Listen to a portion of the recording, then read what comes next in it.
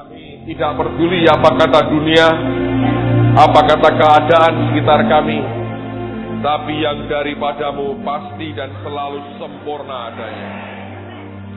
Terima kasih karena Engkau begitu baik, Engkau begitu murah, dan kami tahu sepanjang minggu ini Engkau pasti memberkati kami. Terima kasih Bapa, roh hikmat, wahyu, dan roh pengertian Engkau curahkan dengan limpah atas hidup setiap kami. Dan buat anak-anak-Mu mengerti akan jalan-jalan Tuhan ini. Di dalam nama Tuhan Yesus. Dan semua kita berkata, Amen. Silakan duduk, saudara.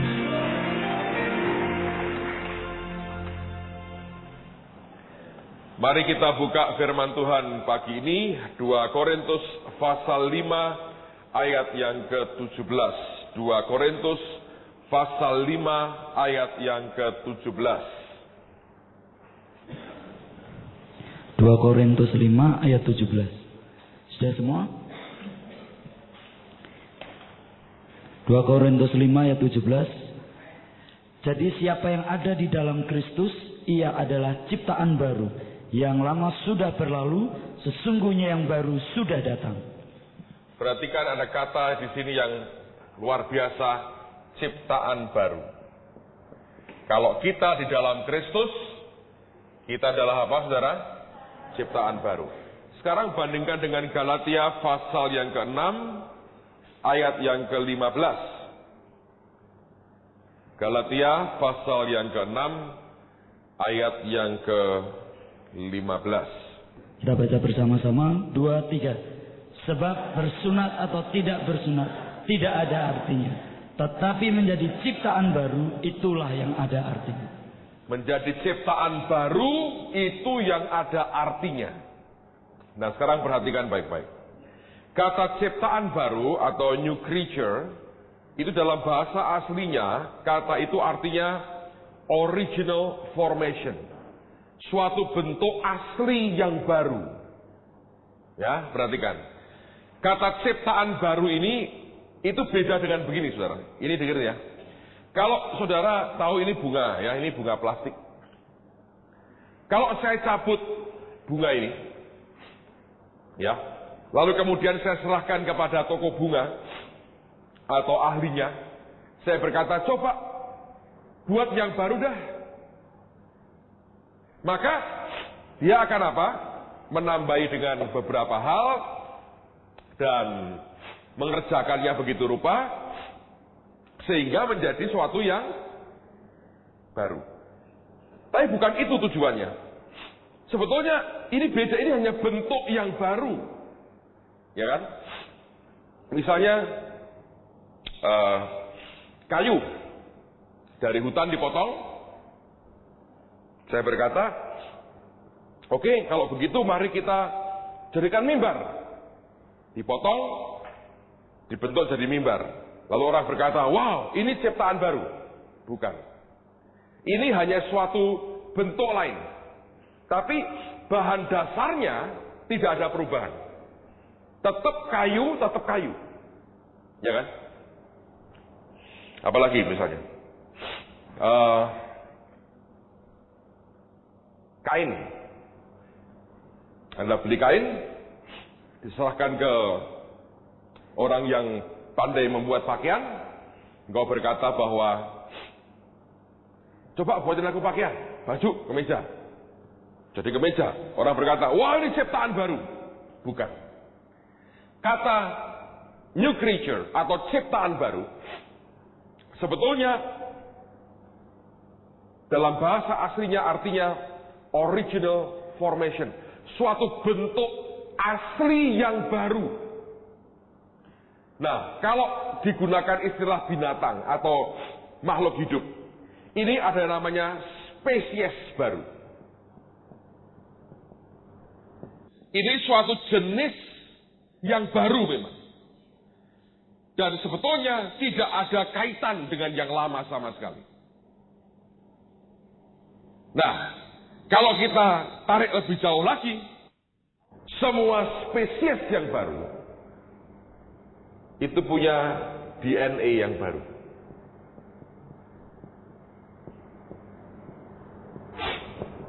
Nah, Anda perhatikan baik-baik.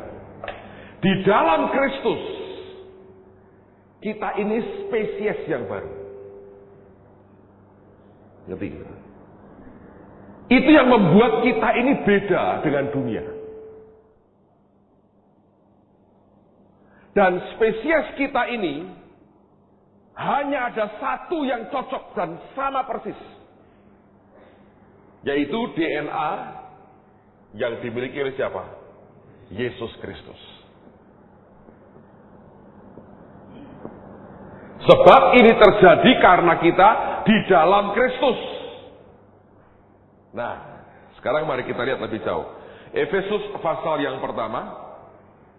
Efesus pasal yang pertama ayat 7 sampai dengan ayat yang ke-10. Efesus pasal yang pertama ayat 7 sampai dengan ayat yang ke-10. Alkitab berkata, sebab di dalam Dia dan oleh darahnya kita beroleh penebusan, yaitu pengampunan dosa menurut kekayaan kasih karunia-Nya, yang dilimpahkannya kepada kita dalam segala hikmat dan pengertian. Sebab Ia telah menyatakan rahasia kehendak-Nya kepada kita, sesuai dengan rencana kerelaannya, yaitu rencana kerelaan yang dari semula telah ditetapkannya dalam Kristus. Sebagai persiapan, perhatikan, sebagai persiapan kegenapan waktu untuk mempersatukan di dalam Kristus sebagai kepala segala sesuatu, baik yang di surga maupun yang di bumi. Jadi begini saudara, kita ini kan tubuhnya, ya, kita ini tubuhnya nih, tubuh nih, ya, tubuh nih, tanpa kepala, oke? Kepalanya ini siapa? Kristus. Kita ini sedang masa persiapan untuk nanti ini disatukan. Nah, semua orang mengerti, misalnya Anda ini donor darah aja. Kalau jenis darahnya tidak sama, tidak mungkin. Sekalipun engkau mau, ya kan? Bahkan A dengan A pun harus dicek lagi sekarang. Karena kalau ada yang tidak cocok detailnya, saya nggak tahu terlalu hal itu ya, tidak mungkin juga ditransfusikan darahnya. Demikian juga dengan kepala dan badan ini. Ini harus DNA-nya sama. Kalau tidak akan terjadi apa-apa. Ini harus spesies yang sama. Jadi di dalam Kristus, kita ini spesies yang baru. Saya harap Anda mulai nangkep loh dengan rohmu. Karena begini, banyak orang masih beranggapan kita ini tidak ada bedanya terlalu banyak dengan manusia kebanyakan. Secara dagingnya iya. Tapi secara rohnya kita ini spesies yang baru. Dan hanya bisa cocok kalau ketemu dengan yang punya jenis yang sama DNA-nya secara rohani, yaitu yang hanya dimiliki oleh siapa? Kristus. Nah, beda, di sini berbedanya. Pak, apakah sama dengan malaikat? Tidak sama.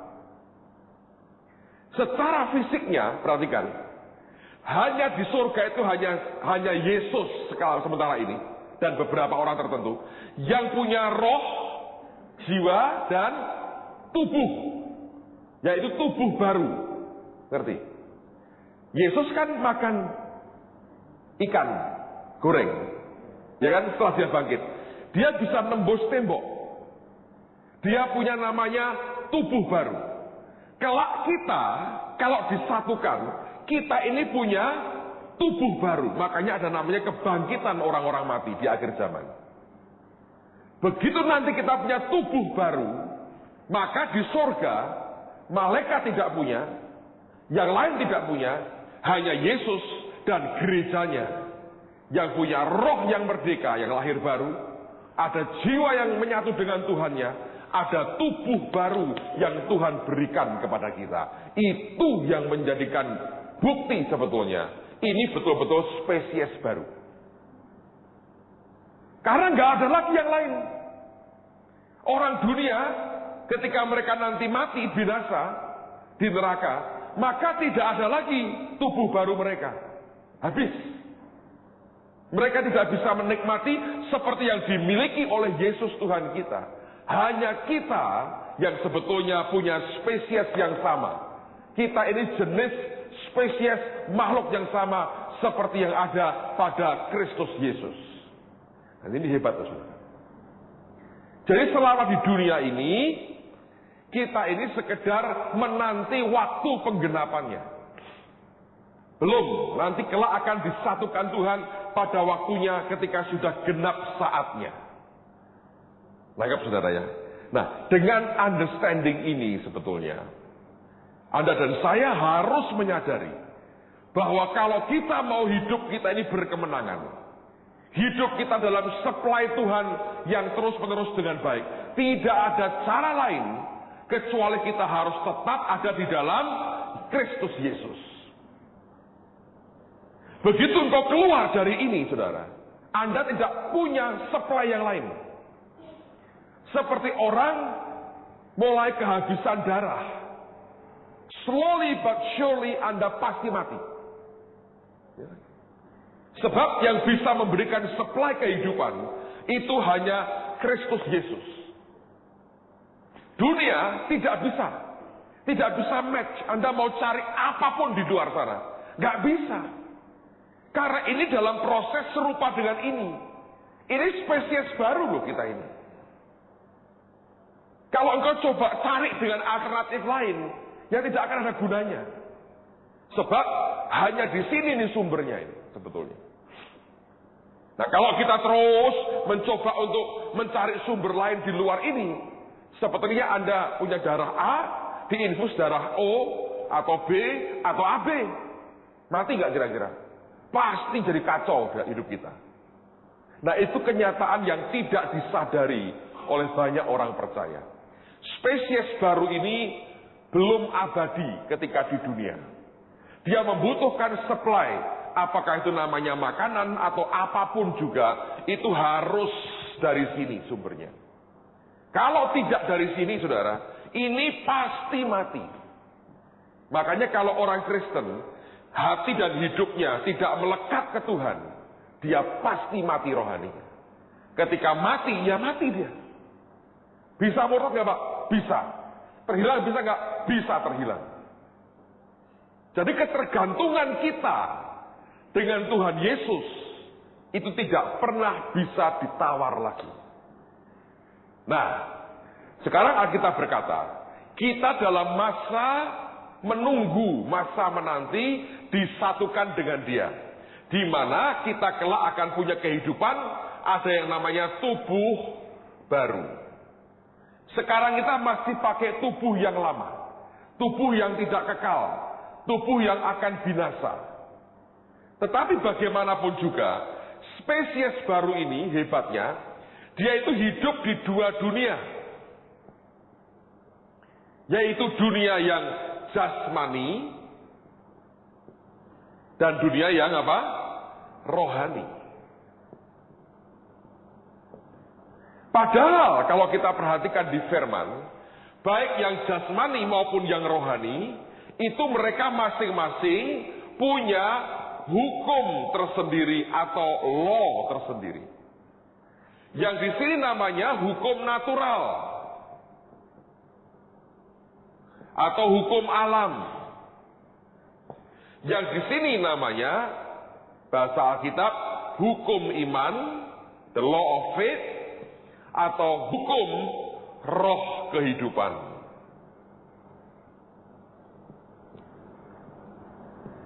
Inilah yang membutuhkan keterampilan untuk hidup dalam dua alam dan dua dunia.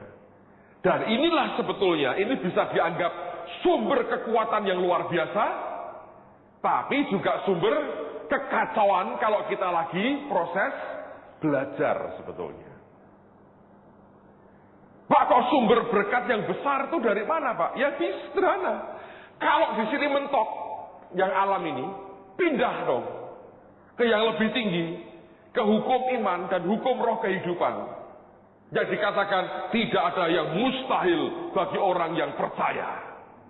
Lihat, di sini Anda bertemu dengan batasan alam.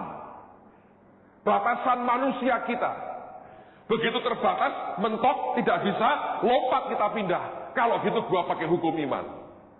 Karena kita berkata tadi, yang mengalahkan dunia itu apa sebetulnya? Iman kita. Loh, hebat Pak. Tapi karena ini dua ini berbeda sekali. Ini punya aturan-aturannya, ini juga punya aturan-aturannya. Hukum di sini, kalau Anda sakit ke dokter. Dan Tuhan yang menganugerahkan ilmu pengetahuan kepada para dokter itu.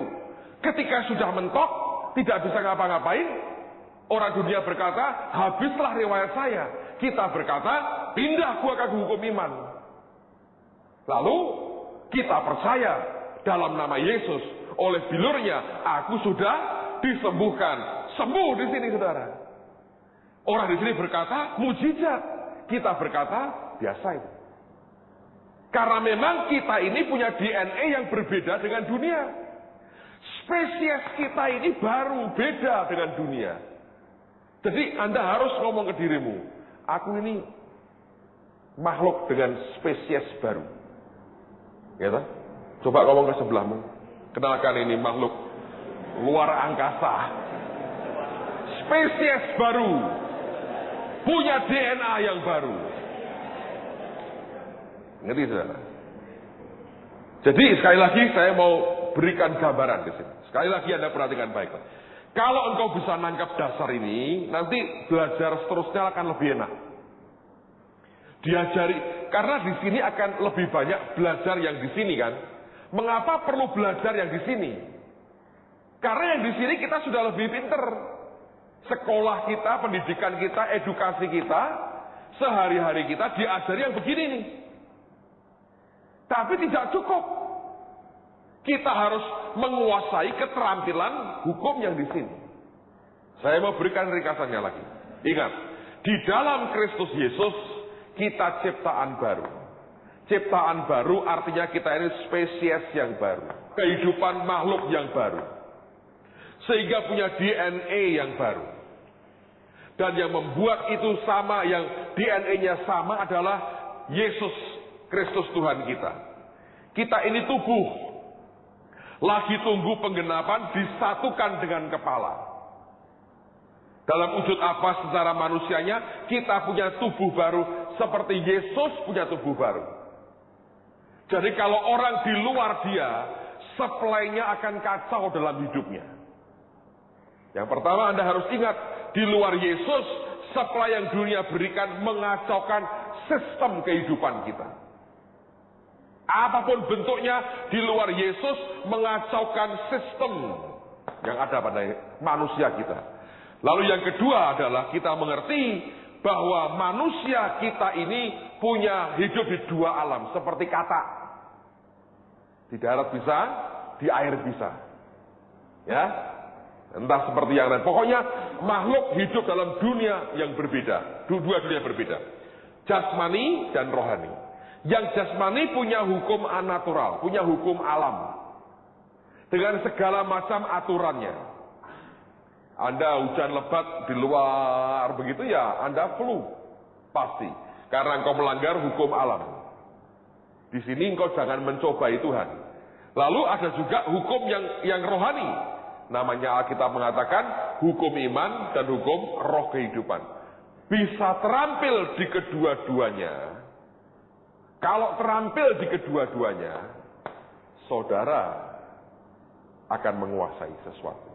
Nah, sekarang lebih jauh lagi kita lihat. Bagaimana supaya kita bisa mengerti ini? Coba lihat dalam Yakobus pasal yang pertama, ayat yang ke-25. Yakobus 1 ayat 25. Yakobus 1 ayat 25. Tetapi barang siapa meneliti hukum yang sempurna, yaitu hukum yang memerdekakan orang, dan ia bertekun di dalamnya, jadi bukan hanya mendengar untuk melupakannya, tetapi sungguh-sungguh melakukannya, ia akan berbahagia oleh perbuatannya. Perhatikan, bukan soal membaca hukum, saudara. Saya mau tanya, siapa yang sudah membaca Alkitab Kejadian sampai Wahyu selesai? Angkat tangan begitu. Luar biasa. Tapi itu tidak cukup. Ya. Yang dimaui Alkitab adalah bukan cuma dibaca, tapi apa? Meneliti. Diteliti itu. Dan kata ini artinya to inspect curiously. Anda memeriksa dengan rasa ingin tahu yang besar. Kalau baca Alkitab mesti berkata, aku pengen tahu Tuhan. Rahasiamu itu apa? Kebenaran ngomong apa ini? Aku pengen ngerti. Makanya kita perlu Roh Kudus untuk menjelaskan rahasia firman. Nah, makin Anda teliti, makin Anda kuasai akhirnya. Dan biasanya Tuhan begini, ketika Anda pengen ngerti betul kebenaran, maka Tuhan akan membawa kita dalam sebuah pengalaman. Lihat, pengalaman. Begitu kita mengalami sesuatu, sambil kita ngalami, atau setelah kita ngalami, lalu dia akan menjelaskan. Tuh, firman ngomong begini. Mengapa harus dibaca seluruhnya? Kalau tidak dibaca seluruhnya, Tuhan sukar menjelaskan ke kita. Walaupun bisa, tapi susah. Ngalami sesuatu, baru dia ngomong. Ayatnya di sini. Nih, dia ngomong begini. Nih, aku ngomong begini. Itu yang membuat kita ini punya keterampilan secara rohani. Nah, begitu engkau bisa meneliti, tidak hanya mendengar, engkau teliti dengan baik, apa yang terjadi? Amsal 25 ayat yang kedua. Amsal 25 ayat yang kedua. Kemuliaan Allah ialah merahasiakan sesuatu, tetapi kemuliaan raja-raja ialah menyelidiki sesuatu. Perhatikan, yang namanya kemuliaan raja-raja ketika Anda menyelidiki. Dalam terjemahan yang lain, Amplified kalau tidak salah, kata menyelidiki dari kata discover. Di dalam bahasa Inggris ada 3 kata yang diterjemahkan dalam bahasa Indonesia itu menemukan. Yang pertama to invent, yang kedua to find, yang ketiga to discover. To invent itu ketika misalnya Anda menemukan serum tertentu, Anda menghasilkan bola lampu, menemukan bola lampu, pokoknya semua bentuk teknologi sesuatu yang Anda kembangkan itu dengan olah pikirmu, itu invent namanya. To find itu artinya ketika engkau jalan ada ballpoint jatuh, engkau aku menemukan ballpoint atau uang atau apa. Kalau to discover, sesuatu yang sudah ada tersembunyi lalu engkau temukan. Waktu engkau menggali, aku menggali sesuatu, itu discover namanya. Nah, kebenaran Tuhan itu disembunyikan supaya kita mendiscovernya. Ngerti saudara? Nangkap ya? Saya rasa dari 2 kata ini. Cover itu adalah tutup. Ya, ditutup. Cover, tutup. Discover, yang tertutup itu dibuka. Ngerti saudara? Ya. Kalau engkau teliti semua rahasia kebenaran Tuhan yang memerdekakan, ingat jangan lupa itu hukum yang apa? Memerdekakan. Jadi ini waktu itu tersingkap, Anda terima apa? Kemuliaan raja-raja. Raja itu apa sih? Orang yang berkuasa. Anda mastering sesuatu. Anda jadi orang yang menguasai sesuatu. Itulah raja. Tangkap ya? Begitu engkau jadi raja, ya enak toh. Segala sesuatu jadi toh. Tidak usah berantakan hidup kita, kacau balau pergumulannya, santai. Tiba-tiba engkau menemukan sesuatu yang orang lain susah payah mendapatkannya, bagi saudara gampang. Sebab engkau mastering, engkau menguasai sesuatu itu. Dasarnya apa? Karena discovery yang engkau temukan. Sesuatu yang engkau temukan, engkau berkata, aku ketemu ini rahasianya. Ya, dalam segala hal. Termasuk dalam kehidupan sehari-hari. Apapun namanya. Orang berkata, kok mudah ya Pak? Ya begitu. Bayangin. Itu yang membuat kita ini memang punya DNA yang beda dengan dunia. Kalau Anda tidak mau ini, saudara, ya kau susah payah. Saya ceritakan minggu lalu di gereja dalam kebaktian minggu sore ini. Saya baru terima surat dari seorang gembala sidang minggu yang lalu. Saya tidak ambil perhatian waktu surat pertama, karena terus terang saya ngomong dengan saudara ya, setiap minggu itu kita terima cukup banyak surat yang isinya itu permintaan doa dan permintaan bantuan. Yang paling banyak mana Pak?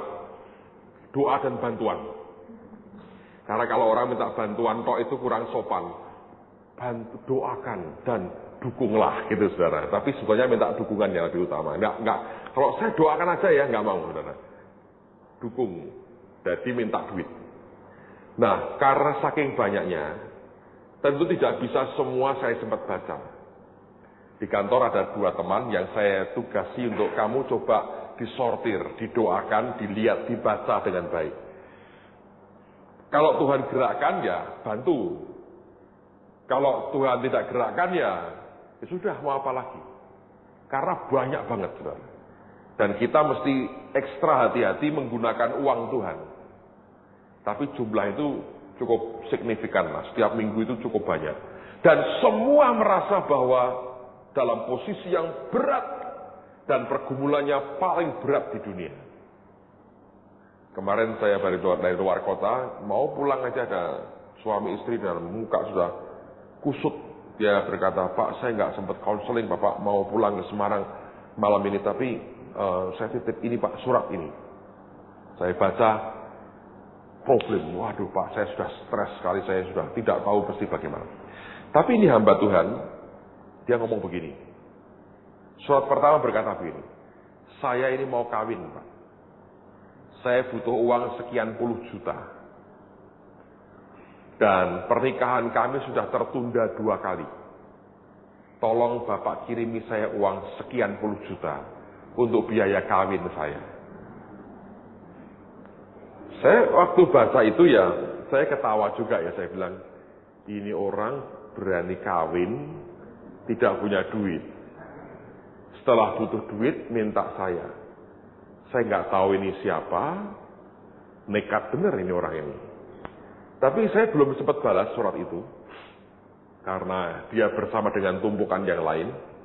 Dan saya bawa ke hadapan Tuhan, juga Tuhan kok diam aja ya, nggak ada gerakan apa-apa tuh. Tiba-tiba minggu lalu datang surat kedua. Pendek, singkat, tapi tajam. Dia berkata, saya ingin mati Pak rasanya. Sebab saya tidak tahu harus bagaimana. Di tangan saya harus ada sekarang uang sekian puluh juta. Tolong segera Bapak kirim. Ini nomor account bank saya. Dan dia beri kartu nama, saya tahu dia gembala sidang. Saya pikir ini serius banget. Dia kasih garis, apa itu, ya loh, kasih garis tebal begitu segala macam. Untuk menunjukkan betapa urgentnya kebutuhan dia. Saya berdoa lalu Tuhan ngomong gini, dimarahi. Oh, suruh marahin, oh langsung saya saudara.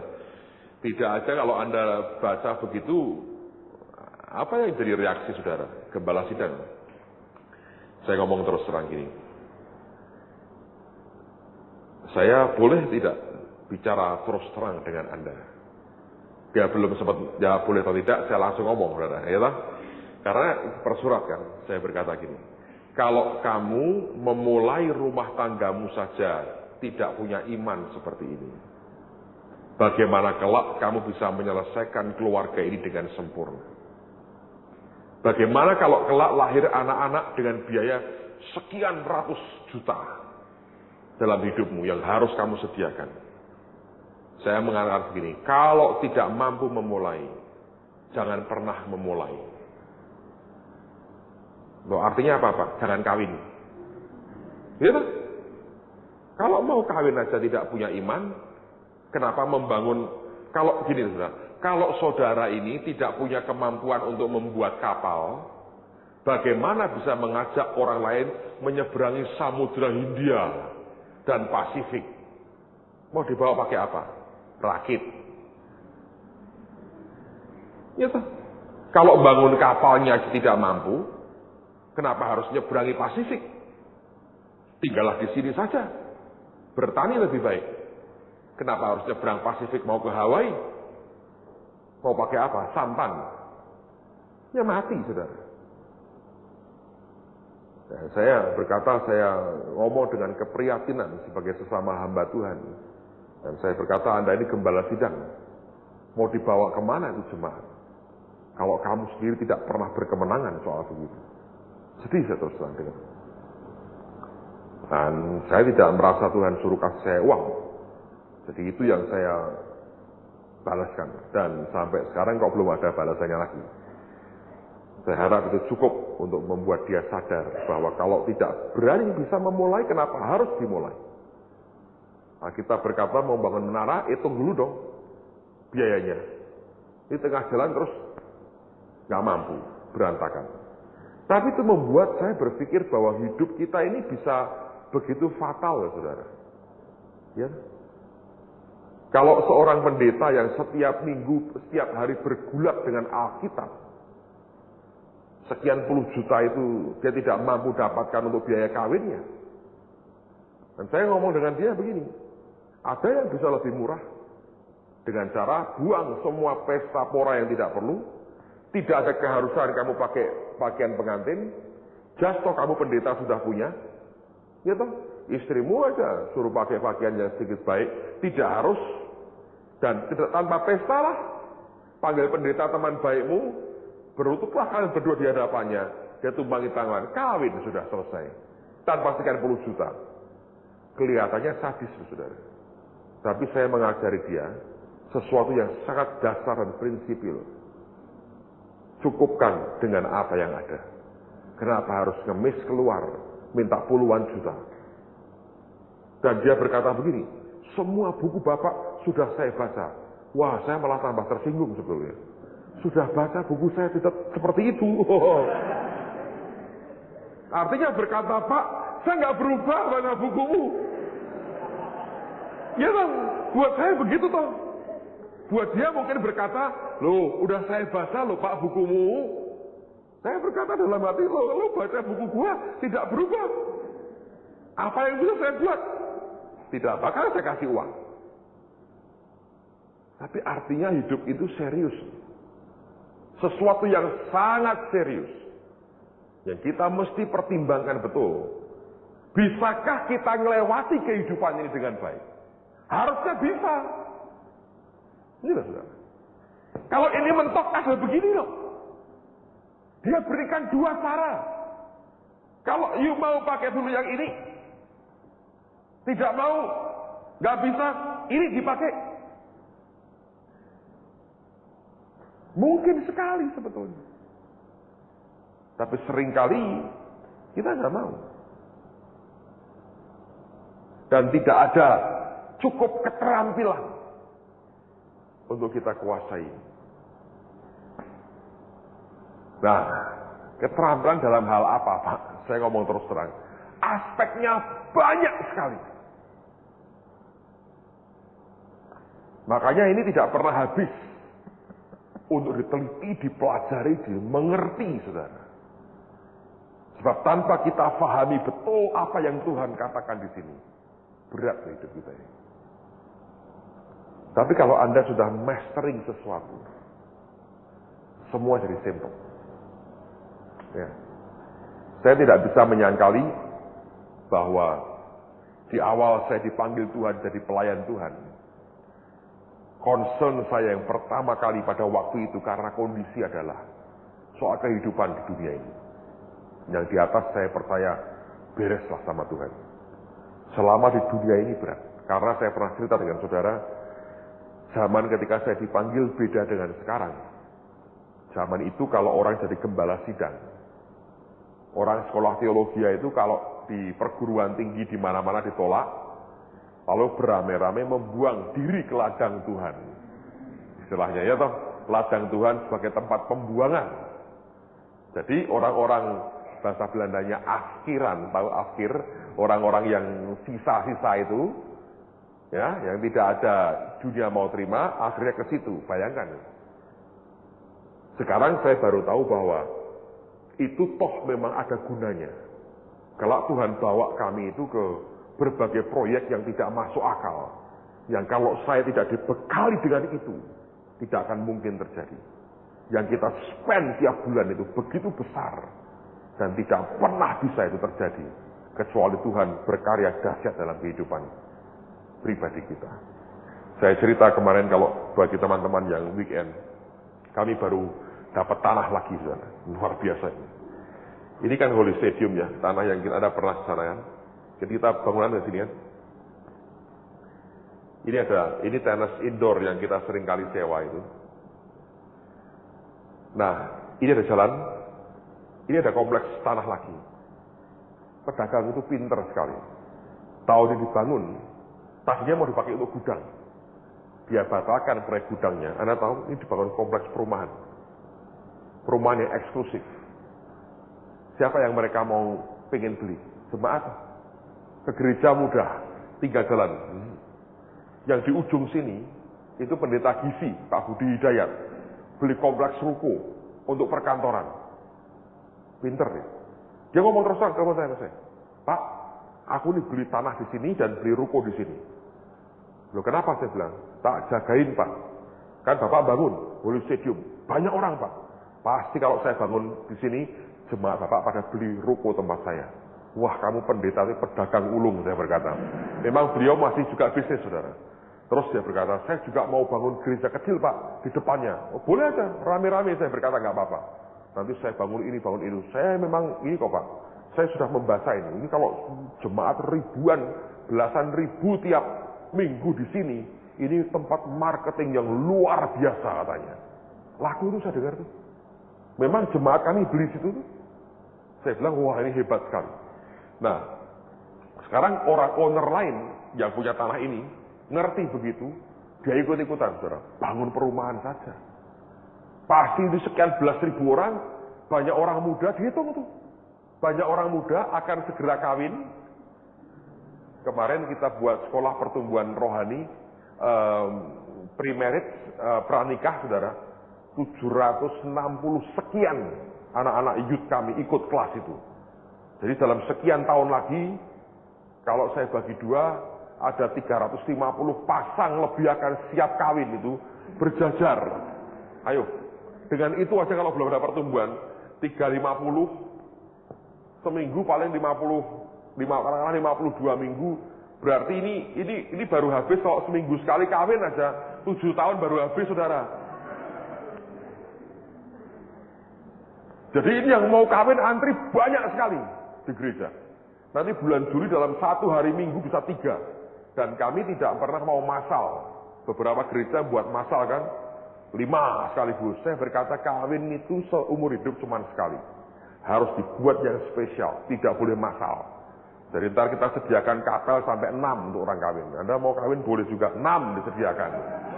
Luar biasa. Jadi ini mereka sudah siap nih, bangun perumahan sekarang. Sekarang saya ngitung, saudara, terus terang saya ngitung. Ini gunanya ya. Ketika Anda mastering sesuatu, itu membuat Anda bisa punya kapasitas yang lebih besar untuk Tuhan itu pakai. Kalau kemampuanmu menguasai 2 hukum ini rendah sekali, berat buat Tuhan untuk memasukkan Anda dalam proyek-proyek Tuhan yang besar. Nangkap ya? Kalau kita tidak punya kerinduan untuk menguasai ini, berat. Saya beri contoh ini kenyataan yang kami alami. Kita buat survei di gereja setahun lalu. Ini survei sudah harus diupdate lagi. Saya pikir minggu depan saya mau update ini surveinya. Jadi jemaat yang hadir itu berapa dihitung. Terus jumlah mobilnya berapa. Kalau motor tuh ringkes, saudara, ya toh, dipepetin begini masih oke lah. Tapi kalau mobil itu kan kita mesti hitung, karena itu yang membutuhkan ruang yang besar. Nah, dalam survei yang kami buat itu, mobil dengan orang itu 1:6. Kalau ini tidak ada perubahan angka misalnya, tetap seperti itu surveinya, maka kalau ini penuh 12.000 nih, maka kita butuh berapa mobil, saudara? Space untuk berapa? 2.000 mobil. 2.000 nih. Nggak tahu seberapa. Yang sekarang ini ada, itu maksimal hanya bisa nampung 700 mobil. Mungkin setahun masih bisa. Tapi nanti kalau berkembang, kita butuh tambahan 1.300 mobil. Tuhan itu luar biasa. Saya nggak bisa mikir. Dulu Morris Cerullo ngomong sama saya, Pastor, ini tempat parkirmu kurang. Tuhan beri saya penglihatan, mobil yang countless nggak terhitung banyak sekali. Jadi Tuhan sudah mau ngomong, ini pada makmur di gereja nanti jemaatnya. Ini sudah ngerti tuh Tuhan, dia pasti ngerti kan, dia maha tahu. Kita kagak tahu, saudara. Dia ngerti. Sekarang aja kalau minggu pagi sudah berat sekali orang cari tempat parkir. Nah, saya bilang, Tuhan, tapi ini gimana? Saya kepingin tanah ini karena luas sekali, bangun perumahan. Tidak mungkin lah kita beli. Yang ini kecil ruang parkirnya. Cuma tinggal satu alternatif sebetulnya. Ada tanah di sini. Nah, kalau Anda lihat ini ada patung Garuda di sini. Terus oleh perumahan dibangun gerbang baru, ya. Karena kalau warga keluar dari sini terhambat parkirnya, lalu lintasnya. Ini ada tanah begini, saudara. Ini sudah dibeli orang. Mau dibangun restoran. Ngerti, wow, doyan makan semua ini. Kasih restoran di sini. Jadi space kami tinggal ini. Ini 9.350 meter persegi. Hampir 1 hektar. 2 Jumat lalu saya lagi makan suike. Ada teman suami istri datang ke Semarang, nginep di rumah saya. Malam itu saya ajak makan. Saya nggak tahu lah bagaimana. Pokoknya di hati kepingin makan suike aja. Ikuti aja makan suike. Lagi makan begitu, datang teman. Ini dia bagian marketing dari kompleks ini. Anak Tuhan, cinta Tuhan, ikut penggembalaan juga. Orangnya menurut saya super optimistis. Kalau ngomong sama dia, mesti positif. Gede lagi kalau ngomong. Tapi saya suka orang begitu daripada orang yang nggak bisa apa, itu payah. Ini orang gitu. Tapi kalau lagi makan ngomong sama dia ganggu, saudara. Nggak bisa berhenti, ngomong terus. Ngomong panjang lebar begini. Nah, dia dorong saya untuk ambil gedung ini. Saya bilang, wah enggak lah, kita harus konsentrasi karena ini belasan miliar dia minta. Saya bilang, kalau saya punya uang, saya selesaikan dulu Holy Stadium. Ini yang utama yang Tuhan mau. Dan semua yang tidak langsung berkaitan dengan ini, no way. Terus tiba-tiba dia ngomong ini, saudara. Ketika dia ngomong begini, heran, reaksi hati saya bisa berbeda. Dia ngomong ini, saya nggak goyang. Ketika dia ngomong begini, kemarin saya cerita, seperti disenggol hati saya, Mas. Dia nggak ngomong apa-apa, cuma disenggol aja. Kaget saya, waduh. Kayak orang di-push dikit, ayo. Gitu. Lalu saya bilang begini, soal harga per meternya kamu rugi dengan teman-teman saya. Tapi kalau kamu bisa beri kami bantuan, bagaimana per bulan kami bisa bayar dengan angsuran yang tidak memberatkan kami dan mengganggu cash flow untuk Holy Stadium. Saya mau. Dia bilang, Bapak mintanya berapa per bulan? Saya bilang, nggak usah DP, tidak usah uang muka, tidak usah bunga. Terus saya berkata, dulu waktu di sini, kita ini boleh ngangsur per bulan 250 juta. Saya bilang, kalau ini saya ambil lagi sekian, akan ganggu cash flow untuk pembangunan. Saya bilang begini, yang ini saya mintanya 100 juta aja per bulan. Flat. Tidak kena bunga. Dihitung tuh, kurang lebih 3 tahun baru lunas. Ini dulu kita minta 2,5 tahun lunas. Ini saya bilang 3 tahun. Kalau kamu mau kasih aku 100 juta per bulan, flat. Mungkin kita ambil. Nekat ini orang. Di depan saya gitu. Dia telepon bosnya. Bosnya ngomong gini, udahlah terserah kamu. Kalau kamu oke, saya oke dah, ikut. Nah, saya dah, biar cepat. Dia bilang, Pak, bos saya oke. Saya belum oke, saya berkata. Saya kan baru nawarin kemungkinannya. Saya harus runding sama yang lain dong. Karena ini kira-kira nilainya hampir 4 miliar. Hampir 4 miliar. Lalu, saya telepon 2 teman. Wah, mereka antusias. Tapi saya berkata, coba ditawar lagi lah. Siapa tahu lebih rendah lagi bisa. Ternyata memang nggak bisa. Dan kami sudah kasih uang muka. Jadi ini sudah diambil. Dia akan diuruk lagi sehingga tingginya sama. Jadi kita punya tanah ini segini. Jadi 2,8 hektar tambah 900 sekian. Jadi kita dapat 3,7 plus hektar seluruhnya. Nah ini oke ini lumayan. Kalau ini digabung, kira-kira kita bisa punya kurang lebih 1.500 mobil di sini. Itu kalau kelak penuh, masih kurang 500 mobil lagi. Saya nggak tahu bagaimana caranya, tapi kalau kepepet, saudara, kita bisa bangun gedung parkir di sini. Tak buat 1-2 lantai, zet, that's it, selesai. Bantu doa ya, saya lagi kepingin ambil beberapa 1.000 meter lagi di sini sebetulnya. Mau tak bangun apa? Asrama TSOA. Karena Tuhan sudah ngomong, suruh pindah. Kalau ini jadi, di sini akan dipindah ke Semarang. Jadi kita bisa kelak buat kelas malam hari untuk yang partai malam, sehingga jemaat umum bisa ikut gabung kalau malam hari. Dari awal waktu 2 tahun lalu kita beli tanah ini, Tuhan sudah ngomong, Pak Ishak ngomong ke saya, Tuhan pesen, nanti kalau sudah selesai semua, sekolah ini pindah ke Semarang. Jadi dalam kompleks, dan itu akan bagus. Karena begini, ini rahasianya, tapi tidak untuk saudara, karena engkau sudah tahun ini. Blessing-nya lain-lain. Ini bisa untuk tenis kan, dan badminton. Di sebelah sini lagi, itu sebetulnya ada untuk basket. Saya punya dream, impian. Wendy kita ambil ini, kita ambil ini. Jadi kalau sport, bukan cuma goyang-goyang di sebelah, saudara.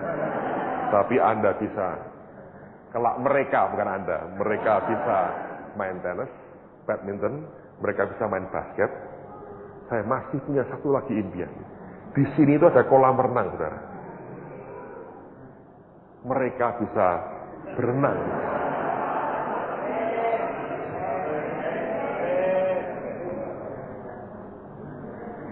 Terbiasa. Jadi kalau sport itu benar-benar sport, bisa polo air, bisa segala macam. Terbiasa tuh. Ya didoakan. Karena ini harganya mahal sekali. Dia minta per meter 800.000. Saya bilang, terlalu mahal. Tapi kalau entar Tuhan kasih, ini ada kira-kira bisa 4.000 meter di sini. Nah itu bagus untuk bangun asrama. Nice, tertutup, ya terpisah sedikit dengan tapi ini nyambung sebetulnya. Kita bisa bangun sesuatu. Bahwa ini Tuhan kasih. Yang ini Tuhan sudah ngomong. Ada pesan, ini jatah kalian. Jadi mau dibeli siapapun saya nggak urusan. Kelak balik ke kamu. Nah, kalau kasih ini, Anda bisa main basket, Anda bisa main tenis, bisa berenang. Loh, Anda kan bisa sekali-sekali datang dong. Loh. Saya kasih dispensasi sedikit. Gitu. Tapi ini nggak bisa overnight loh. Semalam ini nggak bisa. Saudara mesti ngerti ini, mastering. Anda kuasai. Makanya firman diteliti, minta Tuhan waktu ngalami, itu diteliti semua. Termasuk sikap hati, motivasimu. Ya toh, hidup kita sehari-hari dengan yang lain. Ketika ngalami begini, Tuhan kenapa hatiku begini ya? Ajari aku dong Tuhan. Dia akan mulai ngomong pada kita. Dalam segala hal. Dalam segala hal. Dan hidup kekristenan kita ini akan luar biasa. Jelas. Ini belum selesai ya. Di perumahan saya. Hari yang sama kita deal ini. Yang punya owner yang tempat saya tinggal. Bentar Anda akan diberitahu. Pada akhir kelas biasanya kita buat acara malam sebelumnya gitu di kompleks tempat saya tinggal. Itu kan ada satelit kami. Satelit ya, Pak Tri Waryanto yang menggembalakan yang pernah sharing pada malam misi itu. Itu kita diberi tanah 800 meter. Kita lihat nggak cukup. Kita mau bangun untuk yang 500 orang di situ. Lalu belakangnya 3 kafling kita ambil yang 900 meter, kita beli. Ini cuma dapat harga 30% dari harga jual umum mereka. Murah kan? Hebatnya, bayarnya sesuai dengan kemampuan dan berkat Tuhan. Tidak ada batasan, terserah mau dibayar kapan terserah. Loh, luar biasa. Dapat ini, kita ambil ini, dan 2 lagi satelit kami akan dapat. Jadi pada waktu yang bersamaan, tum. Saya kalau membaca ini saja ya, saya percaya tahun-tahun mendatang Tuhan Roh Allah akan kerja dengan luar biasa di tengah-tengah kita. Luar biasa. Oh, saya harap Anda jadi orang-orang yang mastering, ngalami dan kuasai, teliti betul itu. Ingat, kita ini spesies baru. DNA kita beda dengan yang lain. Luar biasa. Kalau Anda lihat, waduh, saya bilang, Tuhan anugerahmu besar. Ini aja kita bangun, saudara ya.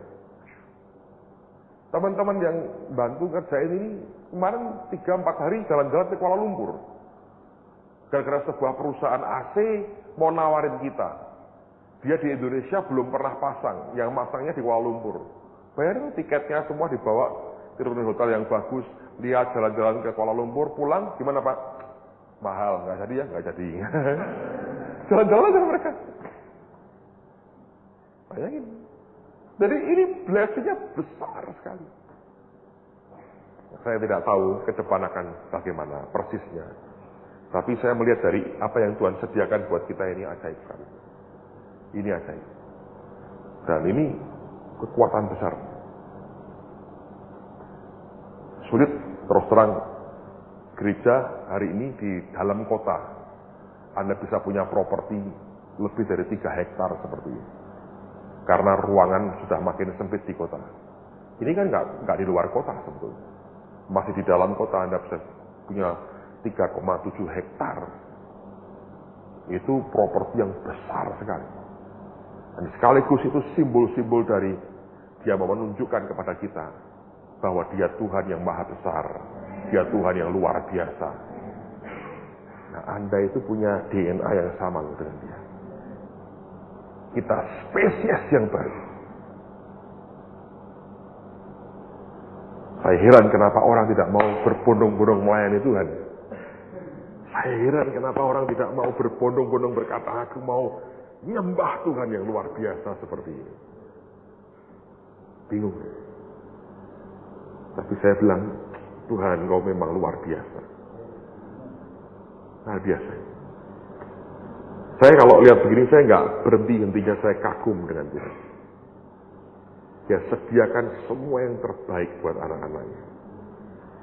Ini di belakang ini masih ada tanah kosong, segini. Ini sekian ini kosong tanahnya.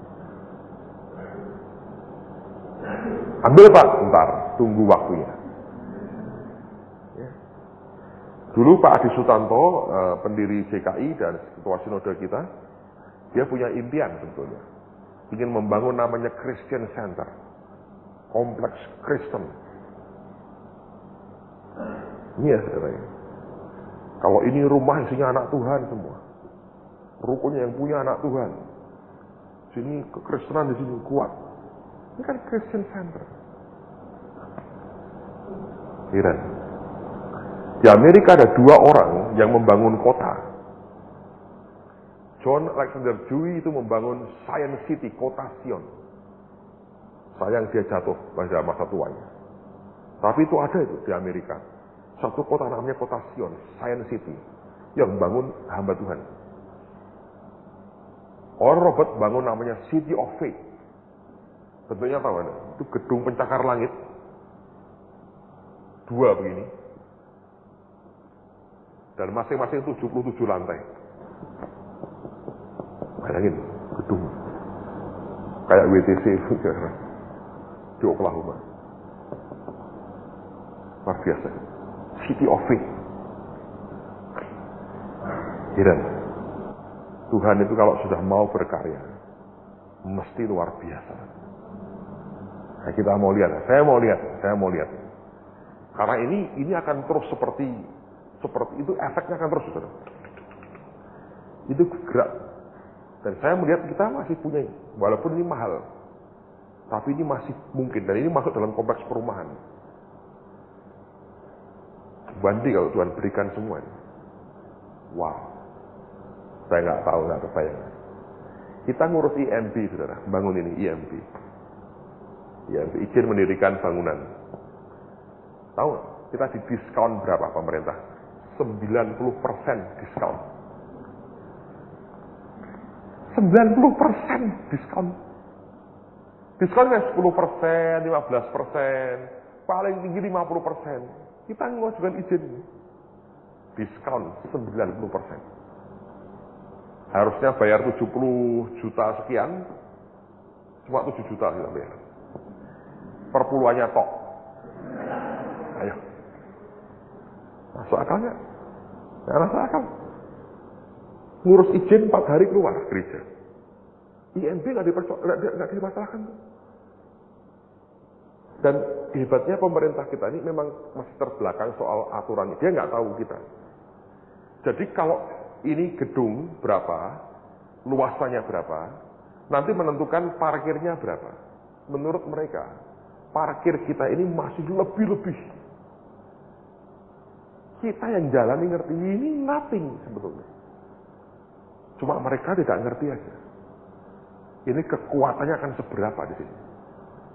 Wih, luar biasa. Gereja Yesus Kristus itu sebetulnya luar biasa. Dan itu tempat akan jadi hidup sekali.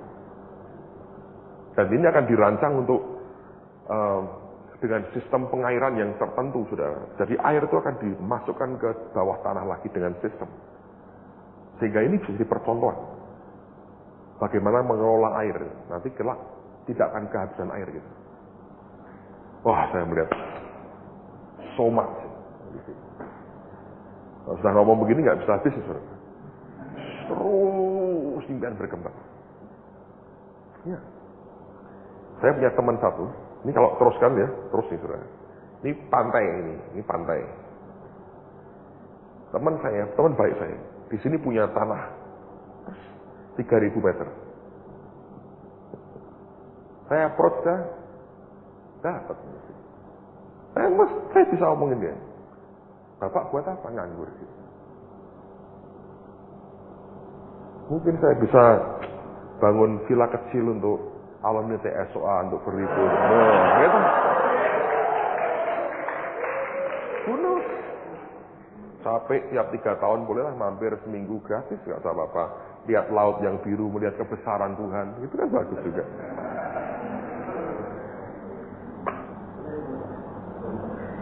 Setuju? Wah, anda tidak keluar apa-apa ya, setuju. Kalau saya bilang, Anda yang bangun, nanti dulu Pak, kita berdoa dulu. Ngelesnya pinter itu saudara, menghindarnya itu pinter. Tapi Tuhan itu luar biasa. Saya lagi nunggu waktu nih, saya mau ambil ini. Saya ngomong terus terang dengan dia. Bapak kan nggak butuh. Tapi kalau kita bisa bangun sesuatu, saya nggak tahu apa. Tapi kita pasti 3.000 besar, main. Lumayan lah, target. Terdekat sekali. Jadi ada so much sebenarnya di sini. Heran ya, Tuhan kalau memberkati, memberi kita itu persis seperti yang dibutuhkan, bisa growing. Tapi Anda mesti mastering sesuatu. Lalu Anda akan terima kemuliaan raja-raja. Karena ini Anda discover. Ya ingat, kita ini spesies yang baru. Anda mesti dua ini, teliti, alami. Alami, teliti, terus.